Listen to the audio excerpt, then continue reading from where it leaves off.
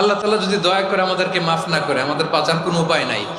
আপনি কি ভেবেছেন আপনার নামাজ দিয়ে আপনি জান্নাতে যাবেন? আপনি তাহাজ্জুদ গুজার, সেজদা দিতে দিতে কপালে দাগ ফেলেছেন, এটা আপনারা জান্নাতে নেবে না?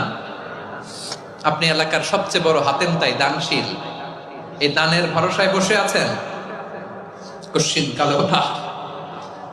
আমাদের নামাজ, আমাদের রোজা, আমাদের ইবাদত, এগুলোকে মিজানের পাল্লায় উঠালে কোনো ওজনই হবে না। তবে আমাদের একটা কৌশল জানা আছে, আমরা আল্লাহর রহমতের ভিখারি। আমরা সেদিন আগেই গুনার স্বীকৃতি দিয়ে দেব।